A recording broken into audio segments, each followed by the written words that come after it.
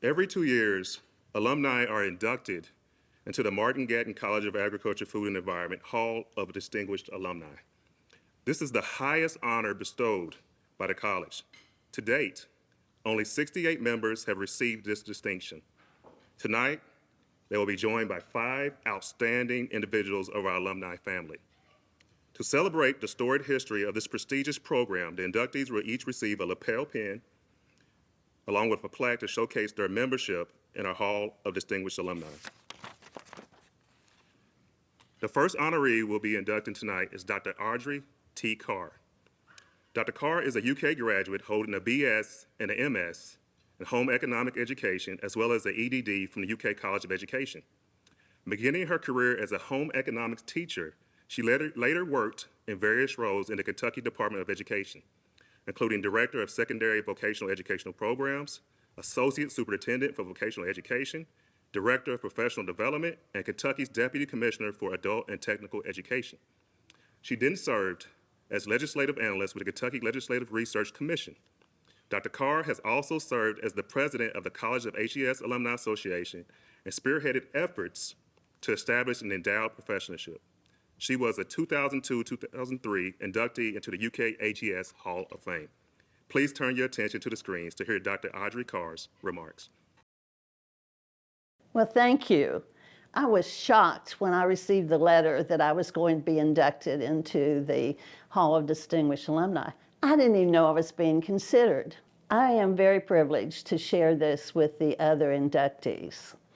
While the recognition may validate work I've done over the years, what I really hope is that it's affirmation to the many people, so many people I couldn't name them all, that have given me resources, encouragement, time, and have been there with me, urging me to do new things. This honor has led me to a lot of reflection time. I was thinking that I have been a beneficiary of the College of Agriculture Services for more than 70 years, starting back in elementary school in 4-H.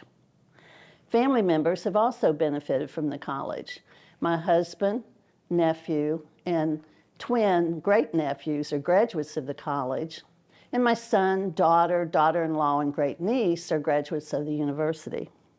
Looking back, I thought of the era in which I grew up.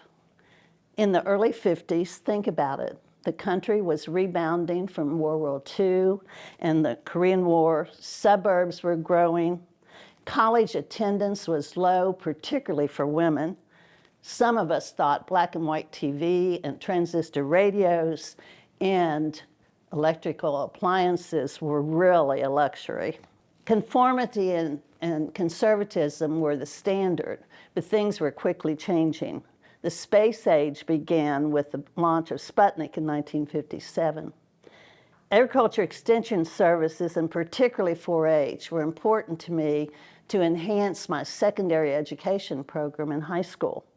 Agents held group meetings and in people's homes. They made individual visits to homes. 4-H projects focused on developing presentation skills, organizational skills, record keeping, and leadership. State competitions held at the University of Kentucky fueled my already desire to go to college and further to select the University of Kentucky. My memories from college are good, but they are set in the context of the 1960-64 era. The political scene was changing very dramatically. An anti-establishment movement was evolving.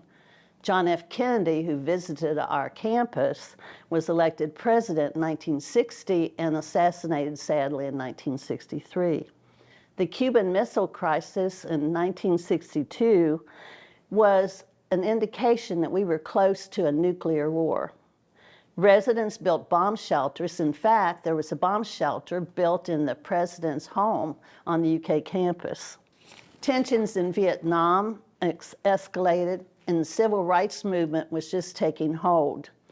Our own director, Dr. Abby Marlette, one of my role models, who was head of home economics, was relieved of her administrative position in her teaching job because she was participating in anti-war movements and local civil rights sit-ins. Despite growing unrest on the campus, what I remember is the professional, well-educated, and caring teachers who conducted our classes as usual. The staff asked if I had a specific memory of college. A memorable but challenging event occurred during my senior year. You see, I was a non-traditional student. I had gotten married after my freshman year. There were very few married full-time students on campus, and particularly married full-time women. But as a home economics education major, I was required to move to the home management house with several other women and stay there for several weeks. And following that, I was required to move to the Student Teaching Center in Scott County and live with my co-teacher. We protested, one married student and me, but to no avail. However, I look back on that and we really had some great learning experiences, and I treasure the memories of those days. In fact, probably some of the funniest things that ever happened to me in college happened in the home management house. My college programs provided me with many transferable skills that I was able to use not just in home economics education roles, but in other management positions during my different career pursuits. I'm grateful that I've been able to continue to be involved with the college, meet with students periodically, and to witness the growth of the college. Before closing, I want to thank you who nominated me, and to you that supported my induction.